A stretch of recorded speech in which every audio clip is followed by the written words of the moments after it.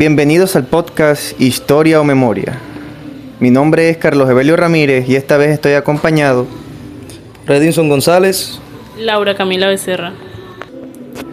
Sean bienvenidos a La Brújula del Pasado, el podcast donde navegamos por los eventos que han moldeado nuestro mundo. Hoy vamos a sumergirnos en un debate que nos concierne a todos. ¿Son la historia y la memoria la misma cosa? Son términos que solemos usar de manera intercambiable, pero en realidad encierran conceptos profundamente distintos. Exacto, Carlos. A menudo decimos, esto pasó a la historia o es un recuerdo histórico, pero cuando profundizamos, la historia se revela como una disciplina académica con sus propios métodos y reglas, mientras que la memoria es un acto mucho más personal, emocional y subjetivo. Así es. Para ponerlo en una analogía sencilla, la historia es como un mapa detallado y verificado por expertos. La memoria, en cambio, es la brújula personal de cada viajero, que le indica el camino según sus propios sentimientos y experiencias. Ambas son valiosas, pero cumplen funciones diferentes. Empecemos por la memoria. Como nos lo explica la socióloga Elizabeth Yellin en su trabajo Exclusión, Memorias y Luchas Políticas. La memoria no es una simple grabación del pasado, es un proceso activo que está en constante construcción. Está profundamente ligada a las emociones, a las identidades y sobre todo a las luchas sociales. Es la forma en que las personas y los grupos recuerdan un evento y por eso pueden ser selectiva, incluso conflictiva. No es una foto perfecta, sino una interpretación que se construye en el presente y que a menudo se usa para fines políticos o sociales. Es correcto, compañero. Ahora pensemos en un ejemplo simple. La historia de un pueblo. Los ancianos recuerdan las festividades, las tragedias y las alegrías que marcaron su juventud. Esas memorias, a menudo idealizadas o dolorosas, se transmiten de generación en generación. Pueden moldear la identidad de la comunidad, definiendo lo que es importante para ellos. Yellin argumenta que estas memorias son una forma de lucha política contra el olvido, especialmente en contextos de represión. Un ejemplo poderoso es el de los países que han sufrido dictaduras. La memoria de las víctimas no solo es un recuerdo, es un acto de resistencia contra un Estado que quiso imponer el olvido. La creación de los museos de la memoria o la celebración de marchas conmemorativas son formas en las que la sociedad define un derecho a recordar, a pesar de los intentos de silenciarla.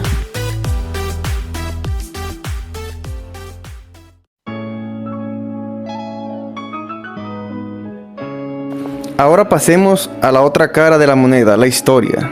Aquí es donde el rigor y la objetividad entran en juego. Como señala el historiador Luis Fernando Sánchez Jaramillo, la historia se define como una ciencia, no depende solo de lo que recordamos, sino que usa un método riguroso para verificar los hechos. Claro, y es que los historiadores no trabajan con recuerdos, sino con fuentes primarias y secundarias. Buscan pruebas en archivos, documentos gubernamentales, cartas personales, periódicos de la época y artefactos arqueológicos. Luego analizan todo esto de forma crítica para reconstruir los hechos de la manera más objetiva posible. La historia busca establecer causas y consecuencias, analizar estructuras sociales y a su vez comprender el contexto en que ocurrieron los hechos. Es un trabajo de detective a gran escala y, como bien dice Jaramillo Uribe en su artículo, ¿para qué sirve la historia? La historia nos sirve para entender de dónde venimos y por qué somos como somos. Nos ayuda a entender una visión más completa y compleja del pasado. Por ejemplo, mientras la memoria colectiva podría recordar a un héroe de la guerra, la historia investiga sus motivaciones, sus errores y el impacto real de sus decisiones, ofreciendo un retrato más matizado y completo.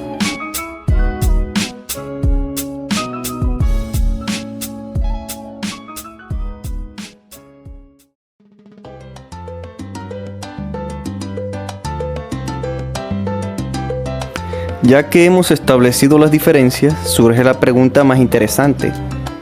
¿Cuál es la relación entre ambas? La historiadora Diana Villalba lo explica muy bien en su trabajo No son lo mismo, pero tampoco son opuestas.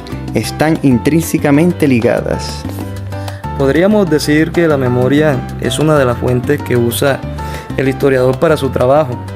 Los historiadores no ignoran la memoria de la gente, la escuchan, la analizan y la usan, pero luego la contrastan con otros documentos y pruebas para construir un relato más completo y válido. Un ejemplo clásico es la Guerra Civil Española. La memoria de los bandos enfrentados es muy distinta, llena de héroes y villanos según el lado que se mire. Pero el historiador, al estudiar documentos de la época, cartas, diarios y archivos, puede construir un relato más completo que explique las causas económicas, políticas y sociales del conflicto. La memoria es un punto de partida, pero la historia es el resultado del análisis crítico.